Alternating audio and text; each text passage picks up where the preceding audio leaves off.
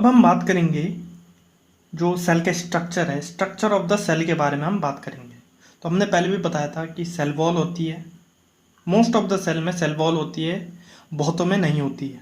तो cell wall का एक केस है कि सेल वॉल हो भी सकती है, नहीं भी हो सकती, लेकिन जो सेल मेम्ब्रेन है वो सब में होती है।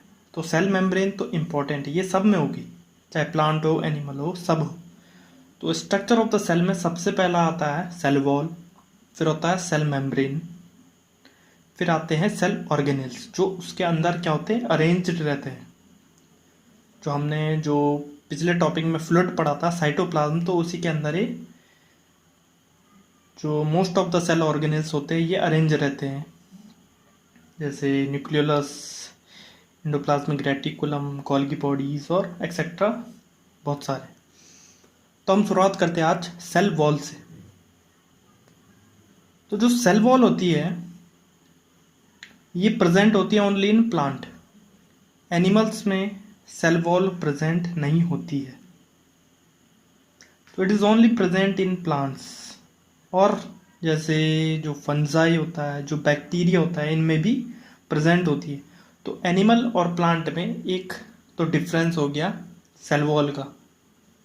तो ये क्वेश्चन हो सकता है कि major difference between the animal and the plant cell वो है सेल वॉल का, कि जो एनिमल सेल होते हैं उनमें सेल वॉल नहीं होती है। तो जो सेल वॉल होती है it is the outermost covering of plant cell. तो सबसे भारी जो परत होती है वो होती है सेल वॉल की। It is present outside the cell membrane. तो जो सेल मेम्ब्रेन होती है उसके भी बाहर होती है सेल वॉल।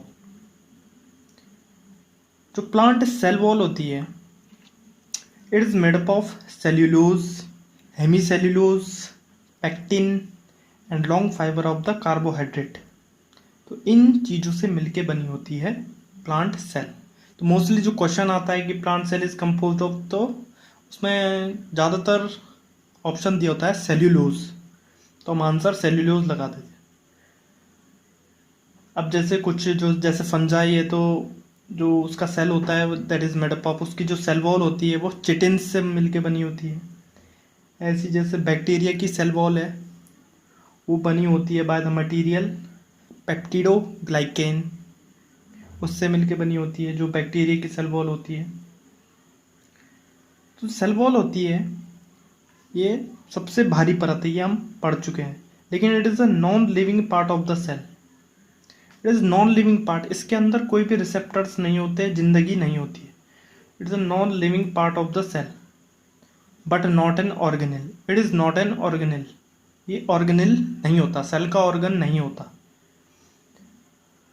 और हम बोल सकते हैं कि इट इज़ मेटाबॉलिकली इनएक्टिव, क्योंकि इसका कुछ भी काम नहीं होता, एक तरीके से इनएक्टिव होता है। इसमें ना रिसेप्टर्स होते हैं, कुछ नहीं, इट लैक्स द रिसेप्टर्स।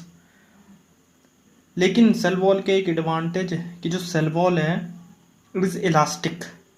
तो ये क्या कर सकता है, जो शेप है बड़ा भी और छोटा भी दोनों कर सकता है। तो सेल वॉल इज इलास्टिक होती है। और जो सेल वॉल होती है ये सेमी परमिएबल होती है। सेमी परमिएबल होता है मतलब कुछ मॉलिक्यूल्स को क्या कर सकती है, ये अंदर आने दे सकती है, जो बिल्कुल ही माइन्यूट हो, तो वो क्या कर सकते हैं, परमिट हो सकते हैं सेल के अंदर। तो इसलिए जो सेल वॉल होती है इट इज़ सेमी परमिएबल। इसकी थिकनेस होती है लगभग 20 से 80 नैनोमीटर। अब इसके कुछ फंक्शन देख लेते हैं जो सेल वॉल होता है। जैसे it protect the cell from the physical damage, pathogens and the external environment से ये बचाता है, सिंपल है। दूसरा देख लेते हैं हम, it control the direction of the cell growth. तो जो सेल ग्रोथ की डायरेक्शन है उसको भी कंट्रोल करता है।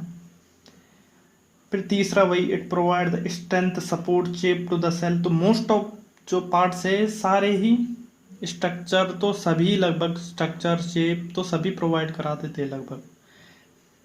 तो जो सेल वॉल होती है it provide the strength support shape to the cell.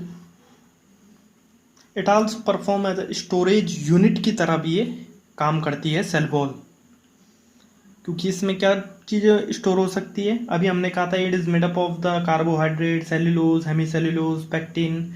तो ये क्या कर सकती है, स्टोर भी कर सकती है कार्बोहाइड्रेट को, ठीक है, जो कि कार्बोहाइड्रेट यूज़ होता है फॉर द प्लांट ग्रोथ, ठीक है, स्पेशली इन सीड्स में प्लांट ग्रोथ के लिए इम्पोर्टेंट होता है कार्बोहाइड्रेट।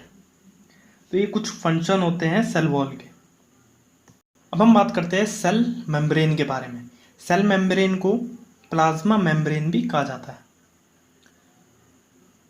तो it is present in all organism, सभी ऑर्गेनिज्म में सेल मेम्ब्रेन तो होती है, क्योंकि जो अंदर का जो मटेरियल है सेल का, उसको होल्ड करने के लिए कुछ ना कुछ मेम्ब्रेन तो होना ज़रूरी है। अगर सेल वॉल नहीं है तो सेल मेम्ब्रेन होनी ज़रूरी है।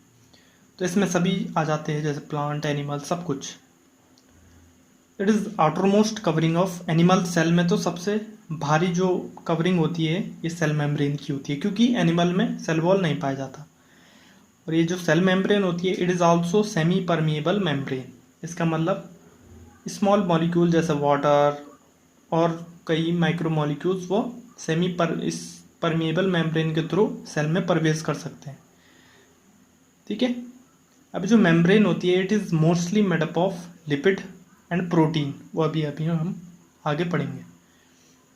तो it control the movement of ions, organic molecule, ये सब सेल मेम्ब्रेन के फंक्शन होते हैं। सेल मेम्ब्रेन का वही इसका भी काम है, it also help in maintaining shape, support of the cell. इसकी एक इम्पॉर्टेंट बात है कि it is selectively permeable membrane, allow entry of the selected substance into the cell. तो कुछ ही जो सब्सटेंस जो सिलेक्टेड है, जो कि इम्पॉर्टेंट है, उन्हीं को अंदर आने देता है। तो इसीलिए इस प्रॉपर्टी को, जो सेल मेम्ब्रेन की, प्लाज्मा मेम्ब्रेन की जो ये प्रॉपर्टी है, उसी को क्या कहते हैं, सिलेक्टिव परमिएबिलिटी, जिस कारण ये सिलेक्टेड सब्सटेंस को सेल के अंदर आने देता है। इसकी थिकनेस लगभग 7.5 से 10 नैनोमीटर तक होती है। और वही इसका भी फंक्शन है कि it also protect the internal environment of the cell, जो अंदर का एनवायरनमेंट है उसको बाहर से बचाता है।